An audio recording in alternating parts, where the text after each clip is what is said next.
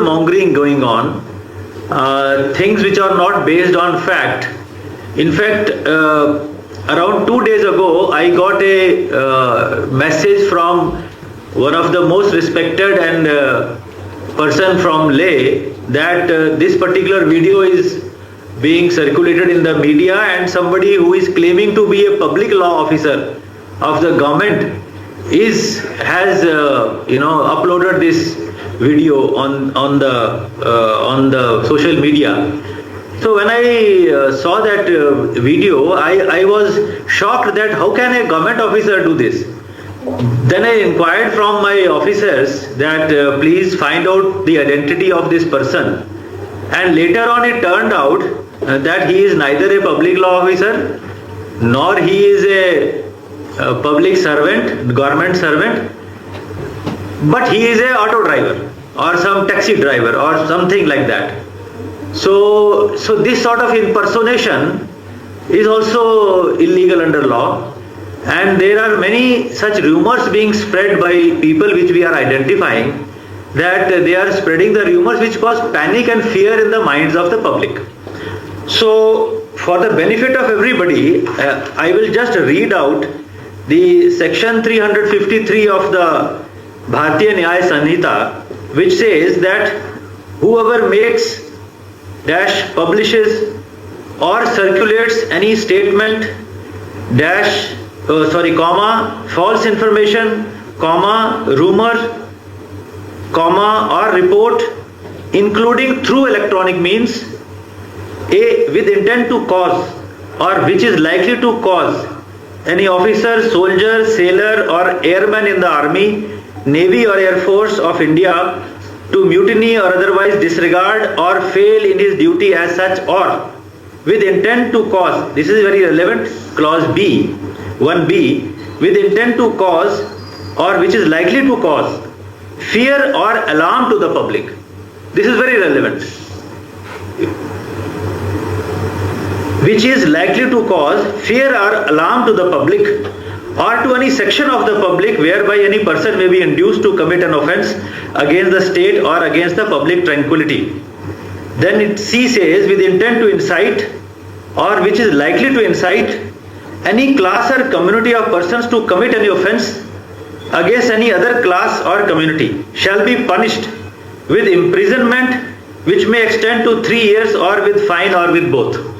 So my purpose of calling this conference is that rumor mongering which causes fear or alarm to the public is punishable with a punishment for 3 years or with fine or with both. So it's a crime. It's a well-defined offense. So this rumor mongering causes panic, it causes alarm, it causes consternation, it causes a potential situation where people may resort to certain action which may disturb the public order and their own well-being also. So we have to be very, very careful regarding these rumors.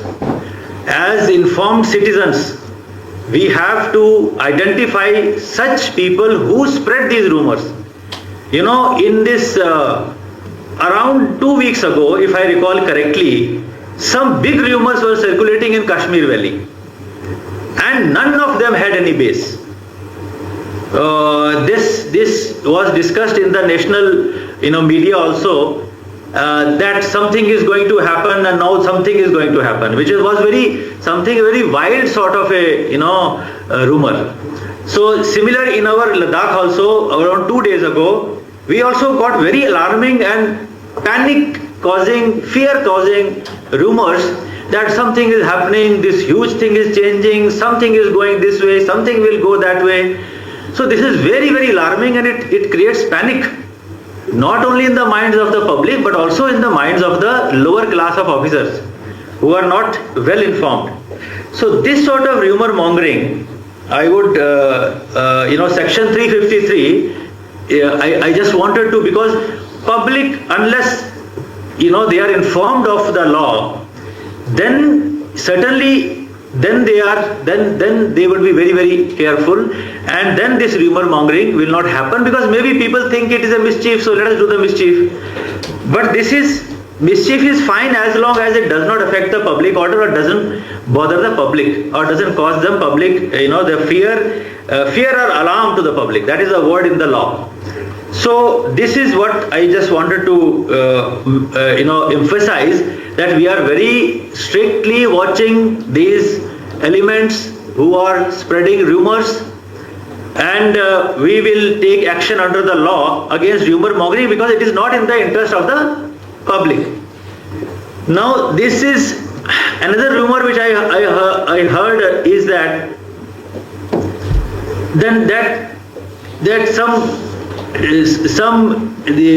some people, this rumor is also, it came to our notice that our elected bodies of both the councils are going to be dissolved.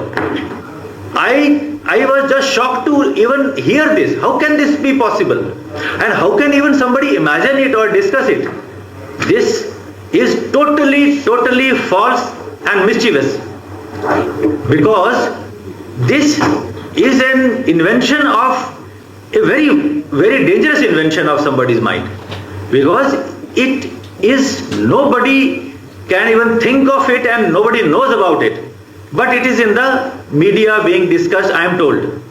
So it was very important for me. I requested the DGP Sahab that let us sit together and we address the public of Ladakh directly, that please be very assured that nothing is going to change, whether it is our elected institutions, whether it is our elected councils, anything.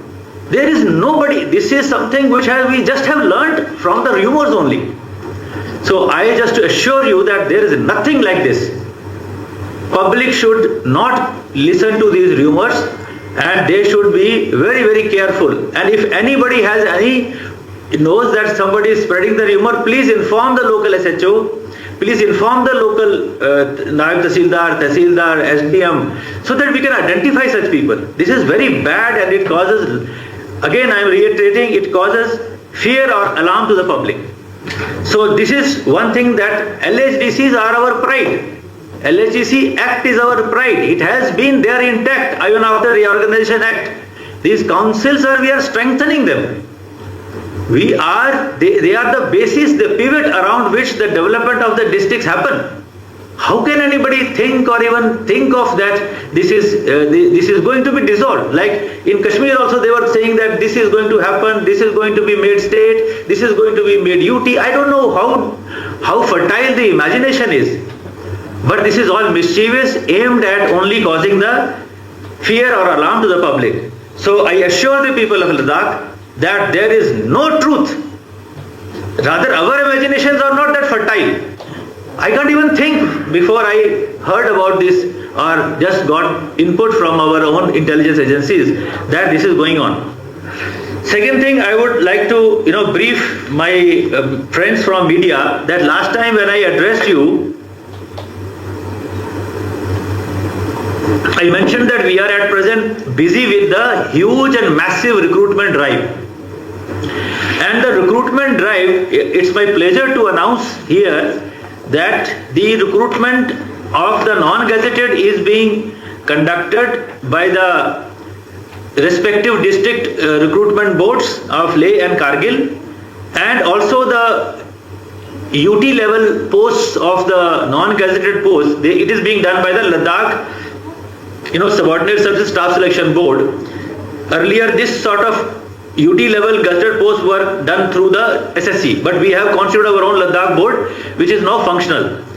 So just I would like to give the figure to my friends from media that against 377 posts that the Ladakh Subordinate Services Staff Selection Board put to advertisement on 28th of July 2025, we have received 12,004 applications, and the last date of submitting applications is 3rd of September 2025. The DSS RB Leh, they put to advertisement around 535 posts, 34 posts, 534 posts. They have put to advertisement on 16th of July, and they have received 46,765 applications. Nearly half a lakh. the last date was 24th of August 2025, which on public demand has been extended to 15th of September. So if that there was a demand, this means that you can have another 10,000. Then DSSRB Kargil, they had put to advertisement 374 posts.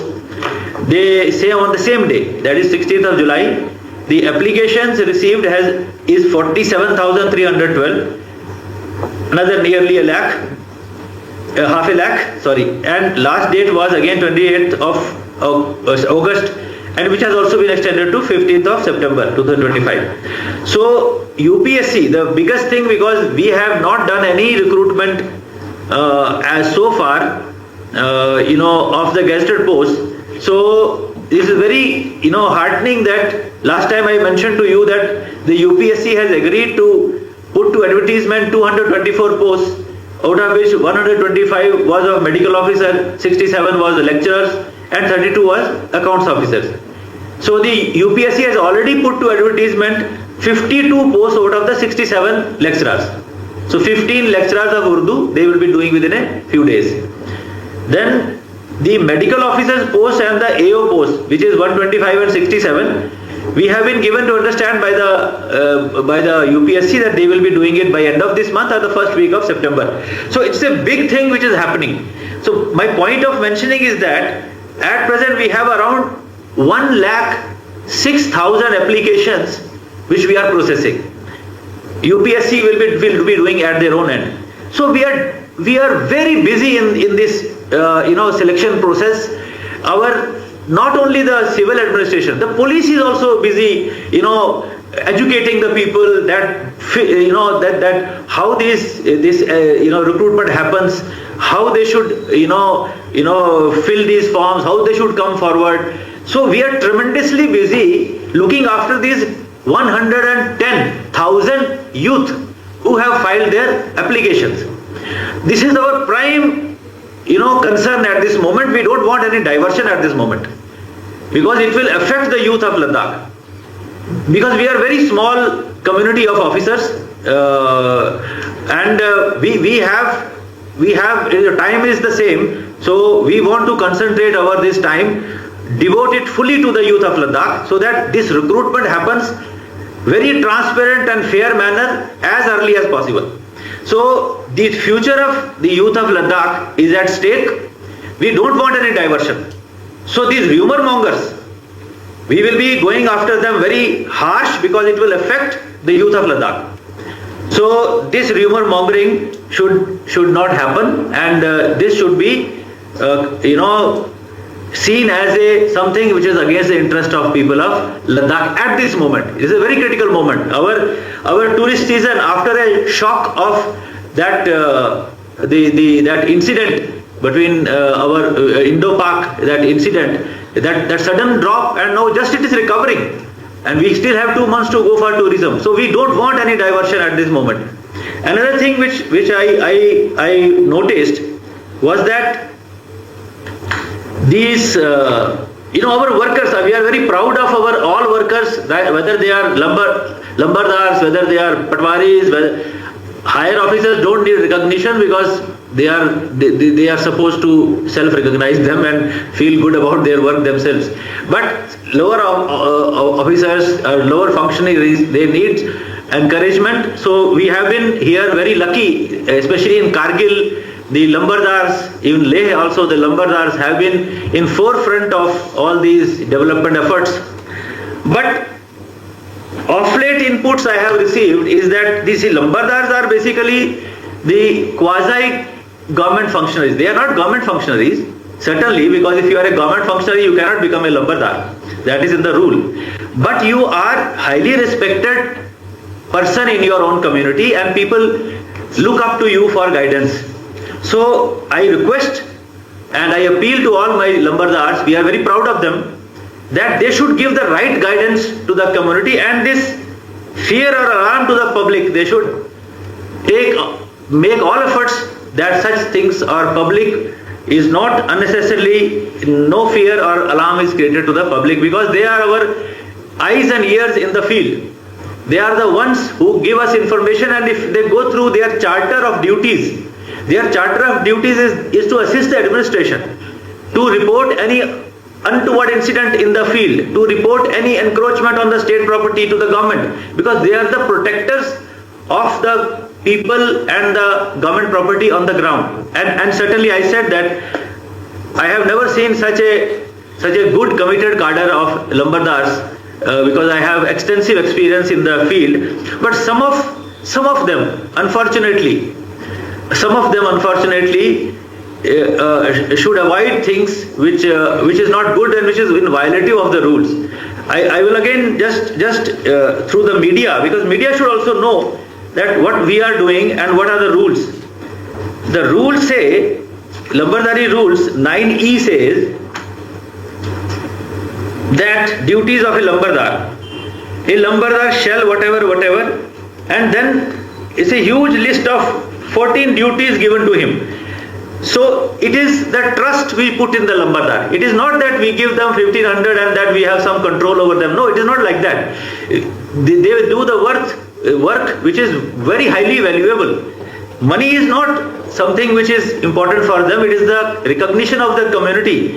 Even this amount of 1500 has started only 10-15 years ago, 20 years ago. Earlier, people would fight for the election of a Lambardar just because a Lambardar is a highly respected person in the community. So the section 9 of the rule says dismissal of a Lambardar.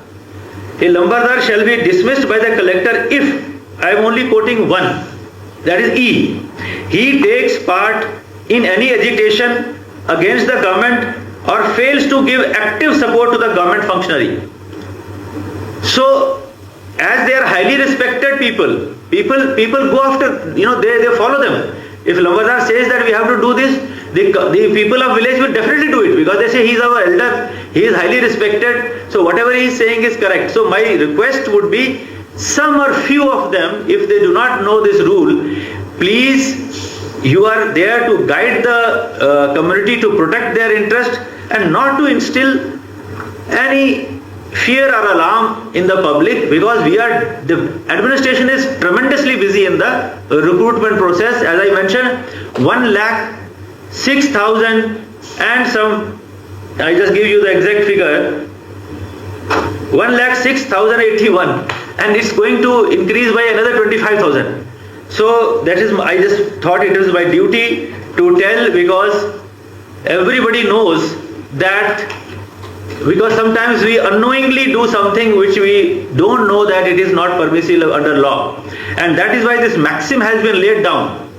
Because people sometimes say, humko to pata nahi tha. So the maxim has been laid down that ignorance of law is no excuse. So we should not come to that stage when the law has to operate, because then we become helpless. What will I do, or what will the Tahsildar do if unnecessarily something is happening, which is harming the main, or diverting the main focus of the administration. So this is the purpose for which I just wanted that it should be clarified. And one more thing which I think it's important to brief about the order the Deputy Commissioner has recently issued regarding one allotment, and I will request the Deputy Commissioner, because it is something done at the under rules. As I understand, as I went through his documents, I found that the allotment order itself mentioned that it will lapse after 1 year if the university doesn't come up. So he has done nothing. He has said that this clause 4, I will brief you, that clause 4 has operated, that's all. So clause 4 has operated, which was in the allotment order itself. The Deputy Commissioner of the time, when he issued the order, he kept a provision of it self-lapsing, that if it doesn't happen, that order itself lapses. So he has not done any active action. He has only recognized that clause and said that it is already lapsed, so why are we continuing it? And then let this land now go to the LHDC, now back to the LHDC. I said that is the order. So there is nothing, this is only unique case in Ladakh. There is no other such case in Ladakh, as I know the revenue. It has nothing to do with anything. The land of the people, the land which is with the people, whether it is their own ancestral land or whether the state land which is with them, it has nothing to do with it. None of the citizen of Ladakh who has any state land, I know, because here land is very, very, very rare commodity. The agricultural land is very rare commodity, but barren land is in plenty. So anybody who is sitting over a piece of barren land, we have no objection to that. Certainly I have clarified it 100 times that we have no objection in anybody sitting on the state land, because this is the only region where Maharaja gave the special permission to occupy state land without any ceiling. You could occupy even 120 canals, 1000 canals, something, if you do the Navtod, if you do the cultivation over it. But over a period of time, some people have even constructed houses on them. So be it. We have nothing against that, because if people don't construct land on their own state land, फिर कहाँ पे मकान बनाएंगे if they need it. और इसलिए हमने common land regulation act में change किया. पहले 4 मरले था डीसी को अथॉरिटी, हमने उसको 10 मरले किया. हमने कहा 4 मरले में तो घर हो ही नहीं सकता. बन तो सकता है, 4 मरले में भी घर बनता है, ऐसा नहीं कि बनता नहीं है. लेकिन लोगों ने कहा कि हमारे पास जानवर भी होते हैं, तो हमने कहा ठीक है. ये बड़े डिस्कशन है, एक्सटेंसिव डिस्कशन हुई सबके साथ, सब स्टेक होल्डर के साथ. उन्होंने कहा सर 4 कनाल में तो चलो घर उतना सा हम समझ सकते हैं, 4 kanal is not, it is 1000 square foot, तो उसमें तो घर बन जाता है. लेकिन हमारे पास जानवर होते हैं, उसका बाड़ा बनाना होता है और थोड़ा आंगन चाहिए हमको, तो हमने इसको 10 कनाल कर दिया. मतलब 3000 स्क्वायर फुट के करीब, 2750 के करीब, आधा कनाल कर दिया. तो आधा कनाल कर दिया, तो आधा कनाल तो वैसे भी डीसी साहब अलॉट कर सकते हैं लीगली. और जो जिन लोगों ने ये ऑक्युपाई किया है नवतोड़ लैंड, जो हमारी एलएचडीसीज ने टाइम पे अलॉटमेंट की है, वी रिकॉग्नाइज देम, वो इंटैक्ट हैं. जो एलएचडीसी की अलॉटमेंट लोगों को हुई है घर बनाने के लिए, वो इंटैक्ट है, उसमें कोई चेंज नहीं होगा. इसलिए मैंने एक बार पहले भी कहा था कि हमने बाजाफ्ता गवर्नमेंट ऑफ इंडिया ने तो एक committee, we have constituted committee under a very senior officer, कि भाई आप ये जो चीजें हैं, लोगों में ये फियर ना जाए कि कहीं हमारी जमीन कोई वापस तो नहीं ले रहा. सवाल ही पैदा नहीं होता, जमीन तो वापस कैसे ली जा सकती है, जमीन तो वहीं रहती है. ये तो कागजों में एंट्री का इशू होता है, जमीन तो वहीं की वहीं रहती है जिसके कब्जे में है. आज तक आपने देखा कि किसी का कब्जा हमने, जिसने घर बनाया हो उसका कब्जा रिमूव किया हो, या उसका घर को तबाही उसको किया हो, नोटिस पे डाला हो. तो घरों के लिए जो लोगों के पास जमीनें हैं वो उनकी जमीनें हैं, एलएचडीसी ने उनको दी हैं, वो हमारे लिए वो लीगल है, उसमें कोई इशू नहीं है. ये एक यूनिक केस है जहां पे कि ऑर्डर में लिखा हुआ है कि अगर आप यूनिवर्सिटी नहीं बनाएंगे तो समझ लो ये लैप्स हो गया, deem to have been lapse. Order में लिखा हुआ, हमने कुछ नहीं किया. हम डीसी साहब कहते हैं मैंने तो ऑर्डर जो उसमें लिखा था उसको इंप्लीमेंट कर दिया और लैंड वापस एलएचडीसी को कर दी. अब इसमें तो कोई, फिर भी मैं इनको कहूंगा थोड़ा इसको एक्सप्लेन करें.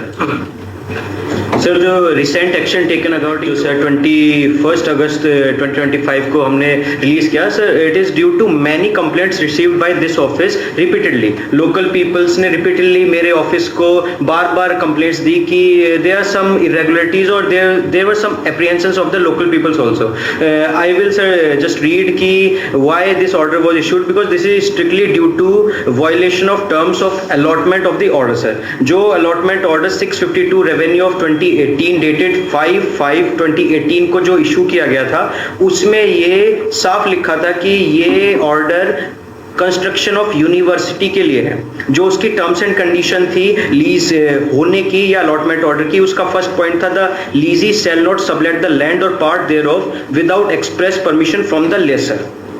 Second point था the land shall be used for the purpose for which it is allotted. The purpose was construction of university, but it was not followed, and it was there is no university that has been set up on the allotted land till date. Third point जो था वो था tehsildar Leh will hand over the position of the land to the concern after executing the lease deed agreement, whereas no lease agreement has been executed in respected of the allotment land and no formal handing over and taking over of the said land has taken place through tehsildar Leh till date. Fourth point जो था वो था the allottee shall execute the lease deed within a period of 1 year from the order. The date of the order was 5 May 2018, failing which the allotment order shall be deemed to be cancelled. जो deemed to be cancelled is an automatic clause जो अपने आप ही provision में आ जाता है. तो जो 5/5/2019 को ये खुद में खुद ऑटोमेटिकली ये वाला प्रोविजन जो फोर्थ पॉइंट था वो अपने आप ही डीम्ड लिखा गया था. तो इसलिए हमने इसको फिफ्थ पॉइंट जो था the land shall escheat to the state that is LHDC Leh in case of any violation of the terms and condition of the lease deed. So इस लैंड को हमने से फिर वापस एस्चीट किया स्टेट को जो है LHDC ले, और हमने ऑर्डर किया कि tehsildar Leh shall remove all the encumbrance from the said piece of the state land. Sir इसी के साथ sir in continuation what you said also कि हमारा जो मिशन इंडस क्लीन अप था जो हमारे LHDC ले के CEC श्री ताशी गालसन जी ने और हमारे honourable CS Shri Pawan Kotwal sir ने जो किया था, उसमें हमारे नंबरदार हमारे जो गोबा जितने भी थे उनका हमें फुल सपोर्ट और हमें काफी उनकी गाइडेंस मिली थी कि कैसे हम इन कामों को कर सकते हैं. बाकी खाली इस मिशन इंडस क्लीन अप ही नहीं, जो हमारा DSRB का रिक्रूटमेंट चल रहा है या और भी कोई डिस्ट्रिक्ट का ले का चलता है कोई भी स्कीम या प्रोविजंस, उसमें हमारे गोबाज नंबरदार हमें फुल हार्टेड सपोर्ट करते हैं. तो my request to numbardars would be again to guide the villages and help the revenue official जो भी ड्यूटी नंबरदारी एक्ट और नंबरदारी रूल्स में लिखी गई है. सर ठीक है, थैंक यू. तो एक दूंगा, जब हमारी यूटी बनी लद्दाख की तो हमें लगभग हमारे पास पहले कोई एग्जैक्ट फिगर हमारे दफ्तर में है, मैं जस्ट मीडिया के फ्रेंड्स को बताना चाहूंगा कि लगभग 15,500 के करीब हमारे पास एम्प्लॉई जो थे जो यहाँ ऑलरेडी काम कर रहे थे, जो JNK गवर्नमेंट के मुलाजिम थे. हम सब पहले जब ये अभी नया यूटी का क्रिएशन नहीं हुआ था तो उनको ऑप्शन दिया गया कि आप यहाँ लद्दाख में जाना चाहते हैं नई यूटी में या JNK में रहना चाहते हैं. तो जाहिर बात है जो यहाँ के लोग थे वो यहाँ पे अपोर्शन हो गए लगभग 15,200 समथिंग इज अप्रोक्सीमेट फिगर. तो वो लोग भी यहाँ काम कर रहे हैं और वो अपोर्शन हो गए हैं, वो काम कर रहे हैं. और हमें सिर्फ जो डिस्ट्रिक्ट पुलिस की जो हमें स्ट्रेंथ मिली वो बिल्कुल कम मिली. 11 थाने, सिर्फ इतने बड़े यूटी में सिर्फ 11 थाने. 11 थानों में अब हमारा टूरिज्म इतना बढ़ रहा है, फॉरेनर्स आ रहे हैं, लोग आ रहे हैं, उनको इतनी डेस्टिनेशन हमारी जो सिर्फ लेह के अंदर या कुछ थोड़ी सी जगहों पे थी, अब हमने ऐसे लगभग 30 के करीब हमने नए रूट खोल दिए. लोग उन रूट्स पे जा रहे हैं, उन डेस्टिनेशंस पे जा रहे हैं और खूब सारी संख्या में जा रहे हैं. उन सबको एक मिनिमम सिक्योरिटी प्रोवाइड करने के लिए कि वहां उनके साथ कुछ ना हो जाए या एनवायरनमेंट ऑफ सिक्योरिटी पैदा करने के लिए हमने एक detail proposal government of India को भेजा हुआ जो अंडर कंसिडरेशन है. लेकिन पेंडिंग दैट हमारी इतनी थिन फोर्स है कि हम जब हमारे पास कोई एप्लीकेशन आती है कि क्या हम ये रूट खोलें, मतलब हम तो चाहते हैं हमारे सारे रूट खुल जाएं, जो ट्रैकिंग के रूट हैं, माउंटेनियरिंग एक्सपेडिशन के रूट हैं, सारे खुल जाएं. तो जब हम ये हमारे पास ये क्योंकि हमें वो क्लियरेंस जो है वो हमें MHA से लेनी होती है, तो उनका सबसे पहला पॉइंट ये होता है कि हम ये रूट जो आप कह रहे हो 40 किलोमीटर का हम ये खोल दें, मगर क्या आप इसके लिए सिक्योरिटी प्रोवाइड कर पाओगे? क्योंकि उस पे लोकल भी जाते हैं जो इंडियन टूरिस्ट हैं और फॉरेनर्स भी जाते हैं, और फॉरेनर्स को आपको मालूम है कि फॉरेनर्स का पूरा वेरिफिकेशन होता है. तो वहां हमको ये लिखना मुश्किल हो जाता है कि यस वी विल, क्योंकि हमारे पास वहां पोस्ट नहीं लगानी पड़ेगी, पुलिस लानी पड़ेगी. तो हमारी बहुत ही थिन पुलिस स्ट्रेंथ है जिससे जो हमारे किसी भी, जैसे हमारे यहाँ कोई अभी एपिसोड हो जाता है तो हमने UTDRF को मंगाया हुआ है 20, हमको तो एक बटालियन चाहिए UTDRF की. अभी हमारे पास सिर्फ 22 आदमी है. और कितना ज्यादा हमारे पिछले दिनों यहाँ पे अभी भी चल रहा है, मतलब कितने ज्यादा फ्लड्स आए, कितने ज्यादा वो हमारे पास डिजास्टर हुआ. तो उसमें हमारे UTDRF के अपने जो स्ट्रेंथ है उससे हमें जो NDRF के लोग हैं 22 के करीब वो भी आए, लेकिन हमें एक बटालियन चाहिए. उसी तरह हमको अपने पुलिस के अलावा हमें भी, अगर जब तक हमारी अपनी नहीं होती, हमें कोई कंटिजेंट बाहर से तो लाना पड़ेगा, चाहे CRP हो चाहे और कोई फोर्स हो. तो मेरा कहने का मतलब यह है कि फोर्सेस का जो हमारे पास कमी है, हम उसको कभी कभी कहीं से भी जहां से हमें मिलती है हम उसको इसलिए रखते हैं कि हमारा टूरिस्ट सीजन चल रहा है, हमारा कोई लॉ एंड ऑर्डर भी हो जाए. तो अब लॉ एंड ऑर्डर में एक प्रिंसिपल है, प्रिंसिपल ये होता है कि अगर आप इल प्रिपेयर्ड हैं तो जाहिर बात है कोई गड़बड़ हो जाएगी, लेकिन अगर आप वेल प्रिपेयर्ड हैं तो जाहिर बात है कोई कुछ नहीं होगा। उसको हम कहते हैं जिस तरह आर्मी फ्लैग मार्च करती है, उसका पर्पस क्या होता है? तो कहने का मेरा मतलब यह है कि जब तक, क्योंकि जिसने शरारत करनी है वो इंटेंशनली करता है। whoever wants to create mischief, it is through intention। ये नहीं कि वो उसको पता नहीं वो क्या कर रहा है। तो ऐसे मिस्चीवियस एलिमेंट्स को जब डील करता है लॉ एंड ऑर्डर, तो जिम्मेवारी हमारी ही बनती है। तो हमें उसके लिए कुछ तैयारी करनी पड़ती है।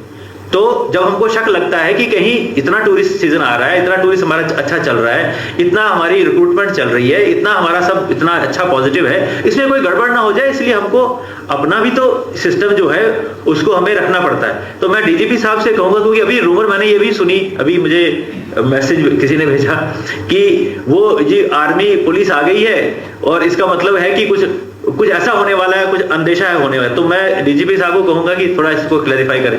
सीएस साहब ने बताया, मैं सभी मीडिया फ्रेटर्निटी का वेलकम करता हूं। आप जानते हैं कि आज हम एक शॉर्ट नोटिस पे के बाद मिल रहे हैं, और जैसे सीएस साहब ने कहा कि मैं आपको अपना पर्सपेक्टिव बताना चाहता हूं। आप सभी जानते हैं यूटी एक नई एंटिटी है हमारे लिए लद्दाख की, और जिस हिसाब से यूटी एक्सपेंड की है, हमारे जितने डिपार्टमेंट बने हैं और जितना जैसे टूरिज्म एक्सपेंड हो रहा है, जो हमारे पुलिस रिलेटेड चैलेंजेस हैं, सिक्योरिटी के चैलेंजेस हैं, उसको देखते हुए हमारी स्ट्रेंथ बहुत कम है। तो हमारी काफ़ी 2 साल से ऊपर तो मुझे हो गए आगे यहाँ आए हुए, और हमारा 2 साल से ज़्यादा एक गवर्नमेंट के साथ एक हमारी कम्युनिकेशन चल रहा था, और हमने काफ़ी रिक्वेस्ट करके और बड़ा जोर लगा के हमने कुछ ना कुछ हम मैन पावर हम लेना चाहते हैं, एक सिक्योर एनवायरनमेंट देने के लिए जिसमें सारा कुछ हो, जिसमें हमें डिज़ास्टर से निपटना हो, जिसमें हमें लॉ एंड ऑर्डर के, जिसमें हमें क्राइम कंट्रोल करना हो, टूरिज्म देखना, उस सब के लिए हमें एक मिनिमम रिक्वायरमेंट होती है फोर्स की। उस सिलसिले में हमें हमारे कुछ फोर्स आना शुरू हुई है। अभी ये फोर्स आना शुरू हुई है, हमारे जो रिक्वायरमेंट अभी ज़्यादा है, पर गवर्नमेंट ऑफ इंडिया जो है बड़ी वी आर रियली थैंकफुल कि हमें कम से कम, जैसे आप जानते हैं हिज होलीनेस का बहुत बड़ा प्रोग्राम था, और 30-40 हज़ार जो पहले एक ही दिन में जब उनका समन्स हुए, उस दिन का हमने जो बंदोबस्त था वो it was a massive exercise. तो we were stretch to our limits. तो हमने बड़ी कोशिशों के बाद हमारे पास मैन पावर आगमेंट हुई है। ये मैन पावर हम यूज़ कर रहे हैं हमारी नॉर्मल बंदोबस्त ड्यूटीज़ के लिए, नॉर्मल लॉ एंड ऑर्डर के लिए। इन्हीं दिनों में मैं आपको एक और चीज़ बताना चाहता हूँ कि हमने जैसे हमारे पास बड़ी कंप्लेंट थी, गोमपास में चोरियां हो रही हैं, कहीं कहीं दूर दराज इलाकों में चोरियां वगैरह हुई। तो अभी हमारे पास जो फोर्स है, ये बहुत अच्छी बात ये हुई है कि हम अब बेटर मोबिलाइज कर रहे हैं अपने आप को, और नाइट डोमिनेशन वगैरह कर रहे हैं। पिछले दिनों में ही हमने 3-4 चोरियों की घटनाएं निकाली हैं, और कल ही एक 22 ग्राम हेरोइन जो है वो हमने इसी प्रोसेस में हमने जब्त की है। ये कंटिन्यूस प्रोसेस है। हमारा एम जो है वो पूरे लद्दाख को सिक्योर करना है। लद्दाख की सिक्योरिटी, यहाँ की सिटीजन की सिक्योरिटी, यहाँ पे जो टूरिस्ट हैं उनकी सिक्योरिटी, वो हमारा परमानेंट जो सबसे पैरामाउंट हमारा जो एम है वो वही है। हम ट्रेडिशनली लद्दाख लोगों के साथ हाथ से हाथ मिला के लॉ एंड ऑर्डर को मेंटेन करते हैं, क्राइम कंट्रोल करते हैं, और अभी तक हमें किसी भी किस्म से ऐसे कोई ऐसी प्रॉब्लम नहीं आई है। लद्दाख के लोग बहुत ही कोऑपरेटिव हैं। प्रिवेंशन हो, नावल बंदोबस्त ड्यूटीज़ हो, किसी किस्म का अरेंजमेंट हो, डिज़ास्टर मैनेजमेंट हो या लॉ एंड ऑर्डर हो। इससे पहले जैसे सीएस साहब ने बताया, जैसे ही एक अच्छी डेवलपमेंट हुई कि हमारी जो जॉब्स निकली हैं, पुलिस की तरफ से हमने एक एफर्ट लगाया हर पुलिस स्टेशन लेवल पे। हमने लोगों को, जो हमारे यूथ हैं, उनको एक गाइडेंस देने के लिए हमने वहाँ पे कोचिंग के लिए ओवरऑल एक उनकी पेप टॉक, उनको एक कोचिंग कैसे करनी है, किस किस एग्ज़ाम देने हैं, उसके बारे में हमने ऑर्गेनाइज़ किया। जैसे फायर सर्विसेज है, फायर सर्विस का बिल्कुल ही यहाँ पे कुछ नहीं था। अब मैं एज ए डीजी हूँ, मैं as a DG fire service भी एक्ट कर रहा हूँ, पर मेरे पास उतनी मैन पावर नहीं है। हम जहाँ पे जाते हैं सबसे पहले हमारे डिमांड आती है कि हमें फायर टेंडर दीजिए या फायर मैन दीजिए। अब फायरमैन सैंक्शन सिर्फ 2 हैं पूरे उसके लिए, एक लेह और करगिल।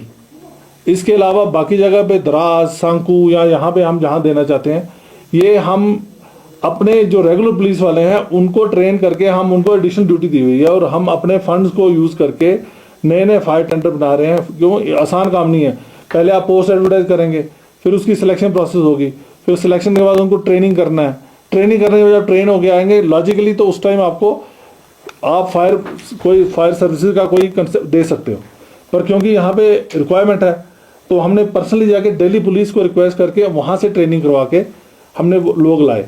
और जब तक वो लोग आए तब तक हमने अपनी रेगुलर पुलिस वालों को फायर सर्विस की ट्रेनिंग देके किसी तरीके से काम चलाया। ये बात जब आप एडमिनिस्ट्रेशन में जाएंगे तब आपको पता चलेगा हम किस कंस्ट्रेंट में काम करते हैं, क्योंकि बजट का इशू होता है। फायर टेंडर जो है वो किस कंपनी से बनाना, उसके लिए ऑर्डर प्लेस करना बहुत लंबा पेपर वर्क होता है, पर फिर भी हम मैनेज कर रहे हैं हर चीज़ को। जैसे आपने बताया पुलिस की आर्गुमेंटेशन हमारी और भी होने वाली है, पर ये जो एडिशनल फोर्स ये हमने बड़ी मुश्किल से कह के बड़ी मिन्नतें करने के बाद ये हमें फोर्स मिली है, जिससे कि हम ओवरऑल सिक्योरिटी प्रोवाइड करेंगे। सर एक चीज़, क्योंकि ये ड्रग्स का मामला जो है काफ़ी पेचीदा हो रहा है सर, खासकर लद्दाख एक छोटा सा जगह है सर, यहाँ पर 3 रोड है सर, 2 रोड है सर, एक बाय एयर है सर, तो ये लैप्स कहाँ हो रहा है सर? अब देखिए, अब जैसे CS साहब ने बोला 1 ग्राम का ड्रग, अब रोड तो आपकी है, पर कोई शेफर्ड अगर हिमाचल से कहीं से बाई क्रॉस कंट्री आके चला जाएगा लेके आ जाए तो आप कुछ नहीं कर सकते ना उसका। हमने अपने जो डॉग स्क्वाड्स हैं वो मीनावर में भी लगाए हुए हैं, सरचुबे में लगाए हुए हैं, हम हर चीज़ का कर रहे हैं। पर छोटी सी ड्रग को लेके आना, पर यहाँ पे देखो टूरिस्ट हैं, यहाँ पे लद्दाख स्कूट्स हैं, यहाँ पे आर्मी है, कितने लोग हैं, उसमें हो सकता है कई कंज्यूमर होंगे ड्रग्स के, तो हम अपने लिमिटेड रिसोर्सेज में मैनेज करते हैं ये भी। और कल भी जैसे मैंने बताया हमने पकड़ा है, ठीक है, और हम लगे हुए इसके पीछे, और पीछे भी उससे पहले भी हमने कई बार इसमें किया हुआ, और इसमें हमें चाहिए सोसाइटी वो ड्रग से। तो मैंने कहा नहीं, यहाँ तो सब लोग अच्छे लगते हैं, मतलब क्योंकि जो माहौल है यहाँ, तो मैंने कहा तो ऐसा ड्रग का माहौल मुझे लगता नहीं ओपन सी, लेकिन वो कहते हैं कि आपको बाहर से ऊपर से ये ठीक लगता होगा लेकिन डेंजर है। तो उन्होंने मुझे बताया, मैं सारे सिटीजन्स को इसके थ्रू थोड़ा सा उनकी बात आपसे भी उनसे भी शेयर करूंगा, और उसके ऊपर भी हमें काम करना है। वो कहने लगे जी लोग जो हैं 1 ग्राम तक लाते हैं, 1 ग्राम तक भी लाते हैं, मतलब 1 ग्राम कहते हैं लोग लाते हैं जम्मू से या हिमाचल से 1 ग्राम, and then they say that it is divided into 40 doses, और 1 ग्राम की कीमत 5000 होती है जम्मू में, और 40 डोजेस की कीमत is like looking for a needle in a haystack। तो इतने प्रेशर में है, लेकिन हमें ये भी डील करना है, तो इसके लिए हमें स्ट्रेटेजी बनानी है। तो इसीलिए मिनिमम फोर्स का होना उस सारी सोसाइटी के लिए, सारे लद्दाख के लिए हमारा बहुत जरूरी है। इसका कोई इंटरप्रिटेशन जो है मैं आपको गारंटी देता हूं, इसका प्लीज कोई और इंटरप्रिटेशन कोई भी आदमी इससे जो है वो तशवीश में ना आए, क्योंकि जनरली एक पीसफुल एरिया है, यहाँ पे लोगों ने पुलिस देखी नहीं है। जैसा मतलब मैं सैकड़ों साल की बात करता हूँ, 100 साल की, 2 साल की, तो जाहिर बात है कि पीसफुल इलाके में कई बार लोगों को ये लगता है कि अचानक कोई अगर नंबर आ गया तो उसका कुछ, तो मैं आपको 100% एश्योर करना चाहता हूँ ऐसा कुछ भी नहीं है। Police is only an instrument of the administration.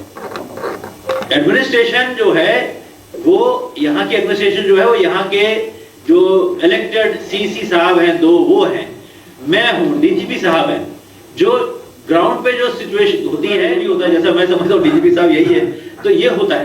तो इसलिए मैं हर एक ये, बल्कि हमारे प्रोटेक्शन के लिए जो है वो हमारी ये फोर्सेस होती हैं, हमेशा से हैं। और हालांकि हम तो लद्दाख में सबसे बड़ी बात जो है कि यहाँ का पीस जो है यहाँ के लोगों से है, लेकिन शरारती एलिमेंट भी होता है, तो हमें उसके साथ डील करने के लिए भी हमें जरूरी होता है। और इसीलिए जो है ये पुलिस, हम बहुत शॉर्ट स्टाफ्ड हैं, बहुत शॉर्ट स्ट्रेंथ है हमारी पुलिस की हमारे पास, इसलिए हमें रीइंफोर्समेंट या सप्लीमेंटेशन फ्रॉम आउटसाइड हमारे लिए मैंडेटरी हो जाती है। जैसे DGP साहब ने कहा कि जब हिज होलीनेस आते हैं या कोई और भी आ जाता है, कोई फंक्शन होता है या कोई ऐसी चीजें होती हैं, तो हमें जरूरी हमें प्रोटेक्शन देने के लिए अपना आर्गुमेंटेशन करना पड़ता है। तो इसको कोई और मत रीड करें कि ये कोई ऐसा इसलिए आ रही है कि कुछ होने वाला है, कोई सख्त काम होने वाला है, ये सब रूमर्स है। तो रूमर मंगरिंग से भी मैं वही कह रहा हूँ कि उस चीज को जरूर सिटीजन जो है वो एश्योर्ड रहे कि भाई हमको तो DGP साहब ने बता दिया, चीफ सेक्रेटरी साहब ने बता दिया, DC साहब ने बता दिया, ये आप जो बोल रहे हैं ये ठीक नहीं है। और फिर भी अगर आपके माइंड में ये शक होता है तो आप मेरे से बात कर लीजिए, DGP साहब से बात कर लीजिए, DC साहब से बात कर लीजिए कि हम ये सुन रहे हैं। रूमर बताता है जिससे आपको तशवीश होती है, जिससे आपको परेशानी होती है।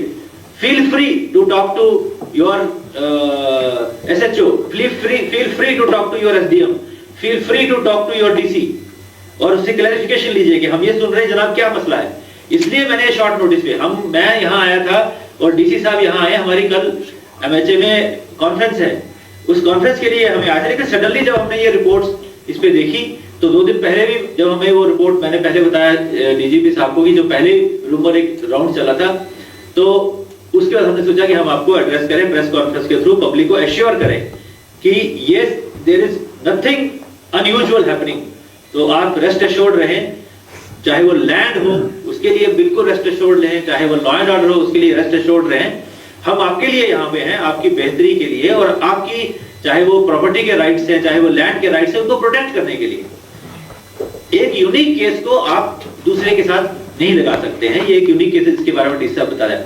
अब मैं I just ask the media people that if they have any queries to the DGP साहब or to me, so we can have, then I think we can close the conference and the media जो PhD scholar से उन्होंने एक press conference करके कुछ concern raise किया है sir, जिसमें खास करके PhD को एलिजिबिलिटी क्राइटेरिया में फॉल नहीं हो रहे हैं सर, कि जिसमें B.Ed एलिजिबल रखा गया है। और सेकंड चीज सर की जिस तरह से लद्दाख के लिए जो अभी स्टेट रिजर्वेशन पॉलिसी बना है जिसमें 95% जो है रिजर्व्ड हैं, तो उनका कहना है कि कॉलेज के रिक्रूटमेंट में जो कॉन्ट्रेक्चुअल पोस्ट्स के रिक्रूटमेंट में स्टेट रिजर्वेशन पॉलिसी इंप्लीमेंट नहीं हुआ है, क्या कहना चाहेंगे सर? देखिए, एक तो if I have got you correctly, lecturer दो किस्म के रिक्रूटमेंट है। If they are a part of the university, तो यूनिवर्सिटी का एक अलग यूजीसी का अपना नॉर्म रहता है रिक्रूटमेंट का। लेकिन if they are a part of the lecturers of the school education department, the reservation policy applies 100%। There should be no confusion। का एक सक्सेस स्टोरी है मेरे संतु, हमारी जो टीम कश्मीर से और वहाँ से सामान चोरी हुआ वो लेके आके हमने किया है। मैक्सिमम चोरी के केसेस जो हैं वो हमने ट्रैक किए हुए हैं। अब प्रॉब्लम ये है कि मोनेस्ट्रीज में देखिए, हमारा जैसे सीए साहब ने भी कहा, हमारी लिमिटेड स्ट्रेंथ है। मोनेस्ट्रीज जो हैं फार फ्लंग एरियाज में हैं। बेटर हमारे पास जो भी आता है, हम मोनेस्ट्रीज के जो मेरे पास जो लोग आए, जो उनके जो भी थे सीनियर वहाँ पे मोनेस्ट्री मैनेजमेंट के, हमने बोला कि हम ये हेल्प कर सकते हैं ज़रूर कि अगर आपके पास कोई लद्दाख कोर्स का या कोई ट्रेंड आया है तो उसको दे दो, हम एसपीओ की अगर पोजीशन होगी तो हम उसको एसपीओ रिक्रूट करेंगे और वहाँ पे सीसीटीवी लगाना वो हम लगा देंगे। बट मोनेस्ट्रीज की मैनेज करना वो कम से कम एक आदमी आपका रहना चाहिए। अगर आप एक सोचते हैं कि हम एक पुलिस वाला लगा देंगे, वहाँ पे आपकी अपनी मैनेजमेंट का आदमी नहीं हो, तो इनफैक्ट उसके ऊपर भी अगर कोई चोरी अगर ऐसी चीज़ हो जाए तो क्रॉस चेक होना मुश्किल है। आपका एक आदमी, क्योंकि आप ही की मोनेस्ट्रीज में जो जितनी भी उनका जो ट्रेजर है, जो आर्टिफैक्ट्स हैं, वो आप लोग बेहतर जानते हैं।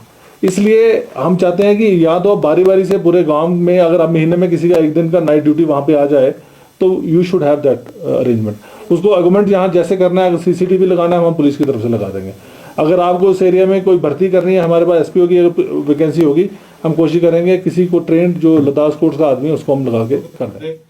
पुलिस एक डिपार्टमेंट ऐसा है जिसने रिक्रूटमेंट जारी रखी है। आप इससे पहले देखोगे रिक्रूटमेंट अगर हुई है तो पुलिस ने की है, ठीक है। मैंने पर्सनली यहाँ पे जब अर्स्ट जेएंडके स्टेट थी तब भी मैं रिक्रूटमेंट करने यहाँ पे आया। तो पुलिस के रिक्रूटमेंट, अभी हमारे रिक्रूटमेंट जो ट्रेनिंग करने गए हुए हैं वो ट्रेनिंग करके आने वाले हैं, वो भी आर्गूमेंट होगी। आप समझ सकते हैं कि जो एरिया लद्दाख का है वो पूरे जम्मू कश्मीर से भी डबल है, डबल से भी ज्यादा है। इतने एरिया को मैनेज करने के लिए हमें मैन पावर की जरूरत है। और जब स्टेट बाइफरकेट हुई, हमारे पास नंबर कम आया, हम किसी तरीके से मैनेज कर रहे हैं। अब ओवर द इयर्स क्या हुआ कि नए नए काम जो है पुलिस को मिलते रहते हैं। टूरिस्ट पुलिस पहले कंसेप्ट नहीं था, अब टूरिज्म पुलिस इंपॉर्टेंट एलिमेंट बन गया, ठीक है। अभी एक और चीज है, आपको शायद पता नहीं है कि यहाँ पे जैसे फायर सर्विसेज है, फायर सर्विस का बिल्कुल ही यहाँ पे कुछ नहीं था। अब मैं एज ए डीजी हूँ, मैं as a DG fire service भी एक्ट कर रहा हूँ, पर मेरे पास उतनी मैन पावर नहीं है। हम जहां पे जाते हैं सबसे पहले हमारे डिमांड आती है कि हमें फायर टेंडर दीजिए या फायरमैन दीजिए। अब फायरमैन सैंक्शन सिर्फ 2 हैं पूरे उसके लिए, एक लेह और करगिल। इसके अलावा बाकी जगह पे द्रास, सांकू या यहाँ पे हम जहां देना चाहते हैं, ये हम अपने जो रेगुलर पुलिस वाले हैं उनको ट्रेन करके हम उनको एडिशनल ड्यूटी दी हुई है और हम अपने फंड्स को यूज करके नए नए फायर टेंडर बना रहे हैं। क्यों, आसान काम नहीं है। पहले आप पोस्ट एडवर्टाइज करेंगे, फिर उसकी सिलेक्शन प्रोसेस होगी, फिर सिलेक्शन के बाद उनको ट्रेनिंग करना है। ट्रेनिंग करने के बाद ट्रेन होके आएंगे लॉजिकली, तो उस टाइम आपको आप कोई फायर सर्विसेज का कोई कंसेप्ट दे सकते हो। और क्योंकि यहाँ पे रिक्वायरमेंट है तो हमने पर्सनली जाकर दिल्ली पुलिस को रिक्वेस्ट करके वहां से ट्रेनिंग करवा के हमने लोग लाए। और जब तक वो लोग आए तब तक हमने अपनी रेगुलर पुलिस वालों को फायर सर्विस की ट्रेनिंग देके किसी तरीके से काम चलाया। ये बात जब आप एडमिनिस्ट्रेशन में जाएंगे तब आपको पता चलेगा हम किस कंस्ट्रेंट में काम करते हैं, क्योंकि बजट का इश्यू होता है। फायर टेंडर जो है वो किस कंपनी से बनाना, उसके लिए ऑर्डर प्लेस करना बहुत लंबा पेपर वर्क होता है, पर फिर भी हम मैनेज कर रहे हैं हर चीज को। जैसे आपने बताया पुलिस की आर्गुमेंटेशन हमारी और भी होने वाली है, पर ये जो एडिशनल फोर्स ये हमने बड़ी मुश्किल से कह के बड़ी मिन्नतें करने के बाद ये हमें फोर्स मिली है, जिससे कि हम ओवरऑल सिक्योरिटी प्रोवाइड करेंगे। जैसे आपने बोला 1 ग्राम को ड्रग, अब रोड तो आपकी है, और कोई शेफर्ड अगर हिमाचल से कहीं से बाई क्रॉस कंट्री आके चला जाएगा लेके आ जाए तो आप कुछ नहीं कर सकते ना उसका। हमने अपने जो डॉग स्क्वाड्स हैं वो मीनावर में भी लगाए हुए हैं, सरचू में भी लगाए हुए हैं, हम हर चीज का कर रहे हैं। पर छोटी सी ड्रग को लेके आना, वो यहाँ पे तो टूरिस्ट हैं, यहाँ पे लद्दाख स्पोर्ट्स है, यहाँ पे आर्मी है, कितने लोग हैं, उसमें हो सकता है कई कंज्यूमर होंगे ड्रग्स के, तो हम अपने लिमिटेड सोर्सेज में मैनेज करते हैं ये भी। और कल भी जैसे मैंने बताया हमने पकड़ा है, ठीक है, और हम लगे हुए इसके पीछे, और पीछे भी उससे पहले भी हमने कई बार इसमें किया हुआ। पर इसमें हमें चाहिए सोसाइटी। देखिए सोसाइटी इसमें काम नहीं करेगी, हम कुछ नहीं करेंगे। जिस घर में जो बच्चा लेता है घर वालों को पता है, पर घर वाले यहाँ तो उसमें उनके पास टाइम नहीं है उसको कंट्रोल करने का, अगर उनको पता भी है फिर वो बताते नहीं है, एक ये भी प्रॉब्लम है। तो मेरी तरफ से एक अपील है पेरेंट्स को भी, सबको, ये सोशल प्रॉब्लम है। हम डी एडिक्शन सेंटर भी शुरू करेंगे। मैं जम्मू जब JNK में था, हमने de addiction, I was the first officer in the state जिसने 2005 में पहला डी एडिक्शन सेंटर अपने फंड से हमने पुंछ में शुरू किया था। तो इस तरीके से हम यहाँ भी शुरू कर सकते हैं, पर उसके लिए हमें चाहिए पुलिस का, लोगों का साथ। अगर लोग साथ आएंगे तो हम ये इवेल खत्म कर देंगे। स्कूलों को टारगेट किया जा रहा है सर, छोटे छोटे बच्चों को, इसलिए पुलिस महकमा लॉ एंड ऑर्डर क्या कर नहीं, वही मैं बता रहा हूँ कि हमारे पास लिमिटेड मैन पावर, जितना हम करेंगे। अब पुलिस अगर स्कूल्स में कर रहे हैं तो उसमें स्कूल के टीचर या उनका स्टाफ है, उनका भी तो फर्ज बनता है कि अगर स्कूल का बच्चा है, ये सारी प्रॉब्लम घर से शुरू होती है। पेरेंट्स को पता होता है पर वो उस बात को छुपाते हैं। अगर उसको छुपाएंगे नहीं, बच्चों पे कंट्रोल रखेंगे, बच्चा कहाँ जा रहा है, कितने पैसे उसके पास है, उस पर कंट्रोल करना ही घर। और ये देखिए ये बात है, ले में ज्यादा है, करगिल में आज ये मैनेज कम है।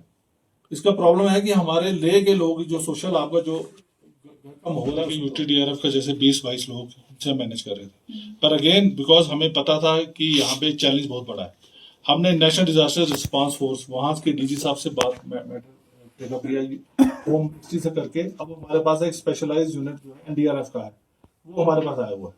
तो हमारी जो कैपेसिटी डबल हो गई, in fact they are more trained than even UTDRF। तो जैसे आप बताया, बिकॉज मैं IG जम्मू रहा हूँ, हमारे पास लोकल वॉलंटियर से, खासकर वहाँ पे एक्सीडेंट का बड़ा मसला रहता था रामबन एरिया में, बटोत वगैरह में, तो वहाँ अपने लोकल लोगों को हमने ट्रेन करवाया था, उनको हमने किसी स्कीम्स के थ्रू DC साहब के थ्रू हमने इक्विपमेंट प्रोवाइड किया था। ऐसा हम यहाँ पे भी कर सकते हैं। अगर कोई ऐसे वॉलंटियर हमारे पास आएंगे वो भी वॉलंटियर हमेशा आते हैं। हम उनको, अगर जो भी किसी को टेक्निकल चीजों की जरूरत है या कोई इक्विपमेंट की जरूरत है, हम उनको दिलाते हैं। दिया है सर, दिया भी है। As part of DDM exercise में हमारी मैपिंग होती है वॉलंटियर्स आपदा मित्र, तो जब भी गॉड फॉरबिड ऐसी सिचुएशन ना है पर वो तो दे विल बी रोक्ड।